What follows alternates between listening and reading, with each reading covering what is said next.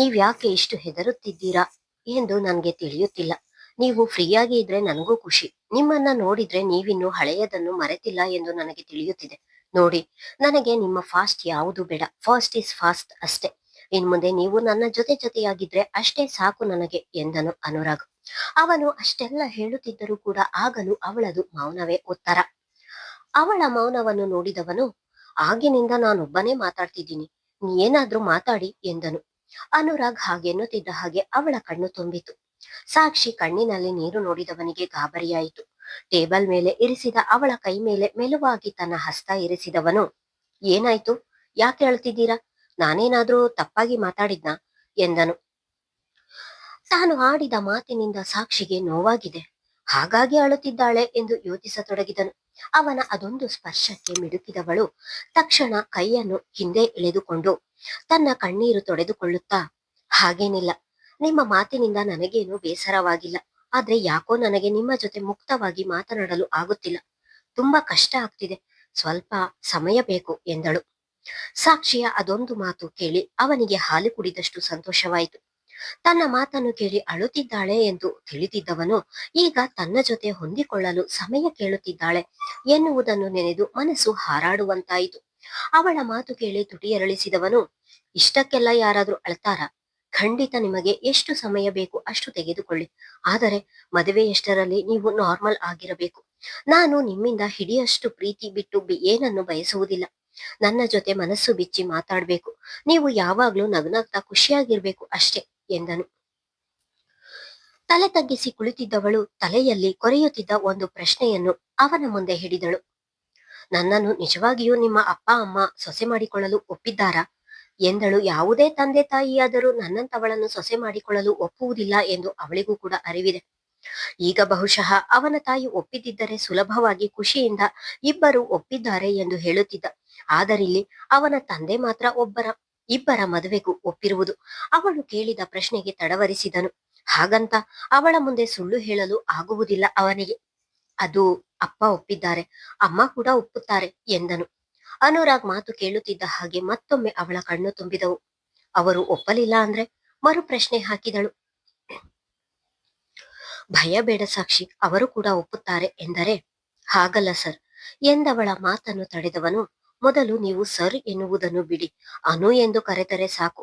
ಮನೆಯವರು ಕೂಡ ಹಾಗೆ ಕರೆಯುವುದು ಎಂದನು. ಅವನನ್ನು ಹೆಸರಿಡಿದು ಕರೆಯುವುದು ಅವನು ಹೇಳಿದಷ್ಟು ಸುಲಭವಾಗಿರಲಿಲ್ಲ ಸಾಕ್ಷಿಗೆ. ಮತ್ತೇನು ಮಾತನಾಡದೆ ಮೌನವಾದಳು. ನಿಮಿಷಗಳ ಕಾಲ ಇಬ್ಬರಲ್ಲಿಯೂ ಮೌನ.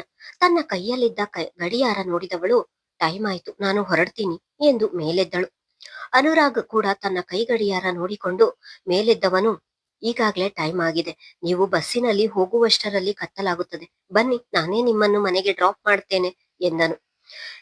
ಇಬ್ಬರಿಗೂ ಇನ್ನೂ ಕೂಡ ಮದುವೆ ಫಿಕ್ಸ್ ಆಗಿಲ್ಲ. ಅವನು ಕಾಫಿಗೆ ಎಂದು ಕರೆದಿದ್ದಕ್ಕೆ ಬಲವಂತದಿಂದ ಮನಸ್ಸಿಲ್ಲದ ಮನಸ್ಸಿನಲ್ಲಿ ಅಲ್ಲಿಗೆ ಬಂದಿದ್ದಳು.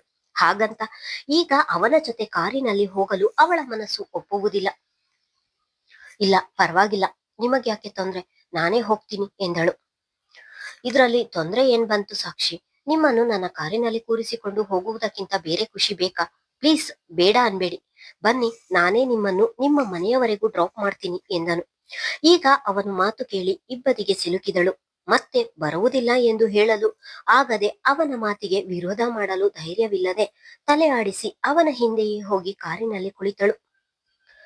ಅನುರಾಗ್ಗೆ ಸಾಕ್ಷಿ ತನ್ನ ಜೊತೆ ಇಷ್ಟು ಟೈಮ್ ಸ್ಪೆಂಡ್ ಮಾಡಿದ್ದು ನಿಜವಾಗಿಯೂ ಕನಸು ಎನ್ನುವಂತೆ ಭಾಸವಾಗುತ್ತಿತ್ತು. ಒಳಗೆ ಅವನ ಹೃದಯ ಎಷ್ಟು ಖುಷಿ ಪಡುತ್ತಿತ್ತು ಎನ್ನುವುದು ಅವನಿಗೂ ಕೂಡ ಅಂದಾಜಿಸಲು ಸಾಧ್ಯವಾಗಲಿಲ್ಲ. ಸಾಕ್ಷಿ ಮುಜುಗರದಲ್ಲಿ ಮೌನವಾಗಿ ಕುಳಿತಿದ್ದರೆ ಕಾರು ಓಡಿಸುತ್ತಿದ್ದ ಅನುರಾಗ್ನ ಕಣ್ಣುಗಳು ಆಗಾಗ ಸಾಕ್ಷಿಯೆಡೆಗೆ ಹರಿಯುತ್ತಿದ್ದವು. ಈಗಲೂ ಕೂಡ ಕಾರಿನಲ್ಲಿ ಅವಳು ಆತಂಕದಲ್ಲಿಯೇ ಕುಳಿತಿದ್ದಾಳೆ ಎಂದು ಅವಳ ಮುಖ ನೋಡಿದರೆ ತಿಳಿಯುತ್ತಿತ್ತು. ಭಯದಲ್ಲಿ ಬಡಿಯುತ್ತಿದ್ದ ಅವಳ ಕಣ್ಣ ರೆಪ್ಪೆಗಳು ಅವನಿಗೆ ಸ್ಪಷ್ಟವಾಗಿ ಕಾಣುತ್ತಿದ್ದವು. ಯಾಕಿಷ್ಟು ಭಯ ಪಡುತ್ತಿದ್ದೀರಾ ಎಂದು ಕೇಳಬೇಕು ಎಂದುಕೊಂಡರೂ ಕೂಡ ಅವಳು ತನಗೆ ಸಮಯ ಬೇಕು ಎಂದು ಹೇಳಿದ ಮಾತು ನೆನಪಾಗಿ ಹಾಗೆ ಸುಮ್ಮನೆ ಉಳಿದನು. ಯಾವುದೋ ಯೋಚನೆಯಲ್ಲಿ ಕುಳಿತವಳನ್ನು ನೋಡಿ ಸಾಕ್ಷಿಯೆಡೆಗೆ ತಿರುಗಿ ನೋಡಿ ಕಾರು ನಿಲ್ಲಿಸಿದವನು, ನಿಮ್ಮ ಮನೆ ಬಂತು ಎಂದು ಎಚ್ಚರಿಸಿದನು. ಅವನ ಮಾತಿಗೆ ಎಚ್ಚೆತ್ತು ಥ್ಯಾಂಕ್ಸ್ ಎಂದು ಹೇಳಿ ಕಾರಿನಿಂದ ಇಳಿದವಳು ಅವನ ಕಡೆ ತಿರುಗಿಯೂ ನೋಡದೆ ಮುಂದೆ ಹೊರಟಳು. ಮನೆಯ ತನಕ ಬಂದಿರುವವನನ್ನು ಮನೆಗೆ ಕರೆಯುತ್ತಾಳೆ ಎಂದುಕೊಂಡಿದ್ದ.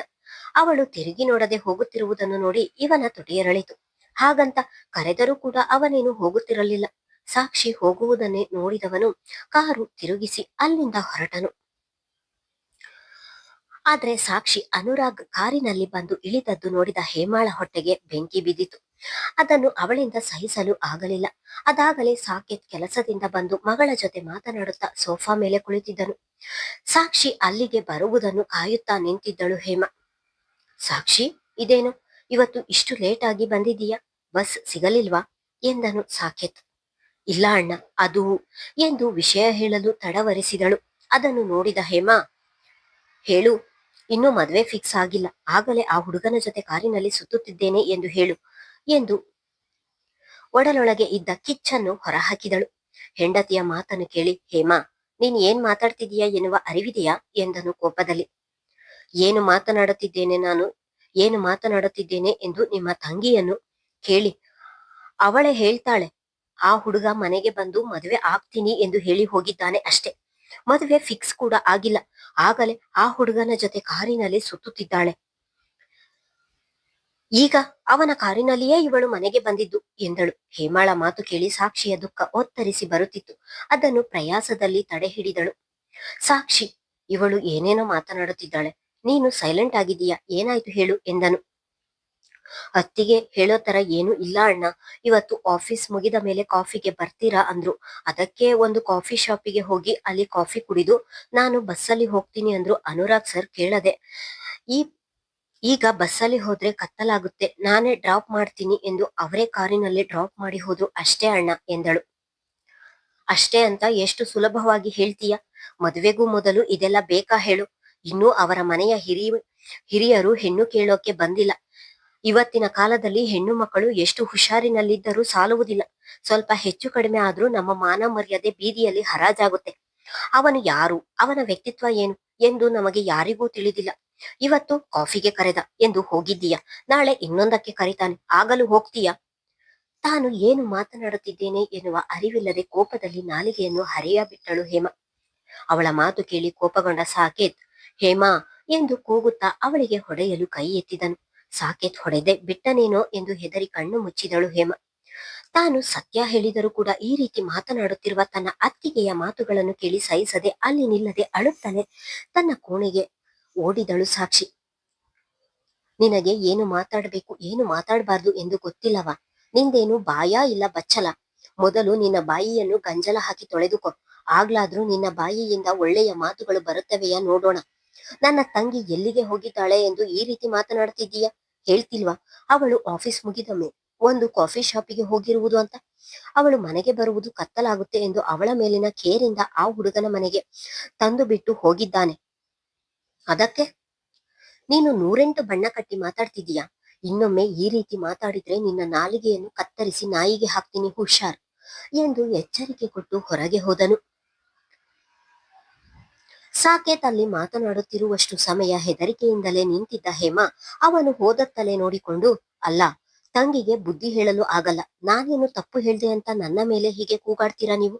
ಮುಂದೊಂದು ದಿನ ಅವಳು ನಿಮ್ಮ ಮಾನ ಮರ್ಯಾದೆಯನ್ನು ಬೀದಿಯಲ್ಲಿ ಹರಾಜು ಹಾಕಿದಾಗ ನಾನು ಹೇಳಿದ್ದು ಸರಿ ಅಂತ ನಿಮಗೆ ಅನಿಸುತ್ತೆ ಎಂದು ಕೋಪದಲ್ಲಿ ಹೇಳಿ ಕೋಣೆಗೆ ಹೋದಳು. ಕಾರಿನಲ್ಲಿ ಮನೆಗೆ ಬಂದಿದ್ದಕ್ಕೆ ತನ್ನ ಅತ್ತಿಗೆ ಇಷ್ಟೆಲ್ಲ ಮಾತನಾಡಿದ್ದಾರಲ್ಲ ಎಂದು ಯೋಚಿಸಿದವಳಿಗೆ ಕೋಣೆಗೆ ಬಂದವಳ ದುಃಖ ಹೆಚ್ಚಾಗಿತ್ತು. ಅವಳಿಗೆ ಅವಳೇ ಎಷ್ಟೇ ಸಮಾಧಾನ ಮಾಡಿಕೊಂಡರೂ ಕೂಡ ಸಮಾಧಾನವಾಗಲಿಲ್ಲ. ಕೊನೆಗೆ ಬಿಕ್ಕಳಿಸಿ ಅಳಲು ಶುರು ಮಾಡಿದಳು. ನಂತರ ತಾನೇ ಸ್ವಲ್ಪ ಸಮಾಧಾನವಾದವಳು, ನಾನೇನು ತಪ್ಪು ಮಾಡಿದ್ದೇನೆ? ನನಗೆ ಯಾಕೆ ಈ ಶಿಕ್ಷೆ ದೇವ್ರೆ? ಅಲ್ಲಿ ಅವರು ಕಾಫಿಗೆ ಕರೆದಾಗ್ಲೂ ನಾನು ಬರುವುದಿಲ್ಲ ಎಂದು ಹೇಳಲು ಆಗ್ಲಿಲ್ಲ.